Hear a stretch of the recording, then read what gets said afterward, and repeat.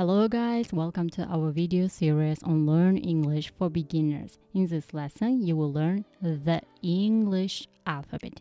Are you ready? Let's begin. Lesson 5. 5. ders. Today's topic, the English alphabet. İngilizce alfabe. Please note. İngilizce'de 26 harf vardır.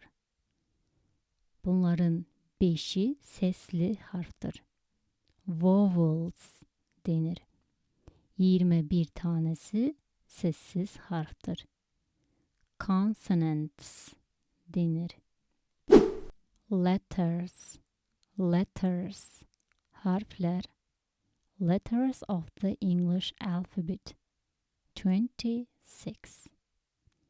Vowels 5. Consonants 21. Capital letters uppercase büyük harfler. Small letters lowercase küçük harfler.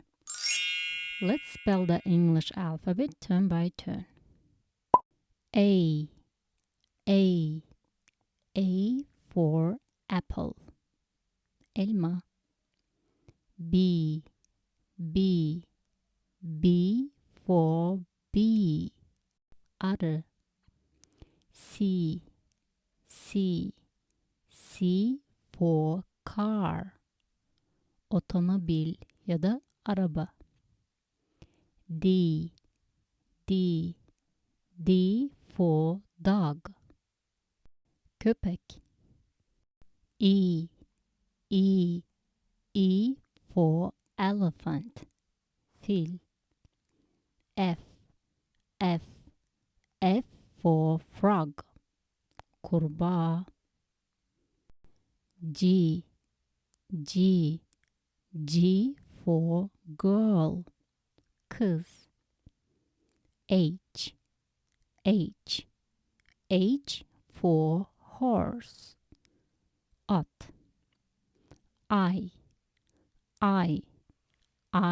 for ice cream, dondurma. J for jacket.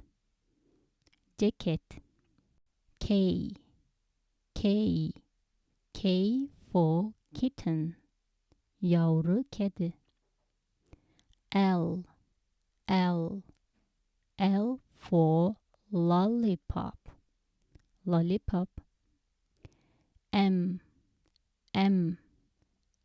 for mouse, fare. N for nest, kuş yuvası. O for orange, portakal. P for pig, domuz. Q for quail, bıldırcın. R for rose, gül. S for snake, yılan. T for tiger, kaplan. U for umbrella, şemsiye. V for volcano, volkan.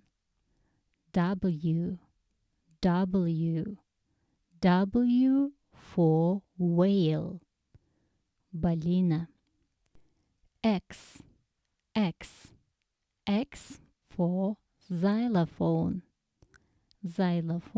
müzik aleti. Y for yo-yo, oyuncak. Z Z. Z for zebra. Zebra. Please note. Bir kelimeyi kodlarken özellikle telefonda ya da benzer sesler arasından bir yanlış anlaşılmaktan kaçınmak için fonetik İngilizce alfabeyi kullanabiliriz. Mesela What's your name? Kamala.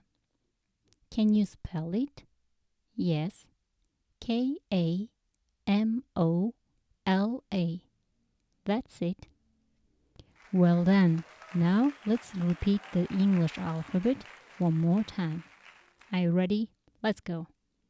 A, B, C, D, E, F, G, H, I, J, K, L, M, N, O, P, Q, R, S, T, U, V, W, X, Y, Z.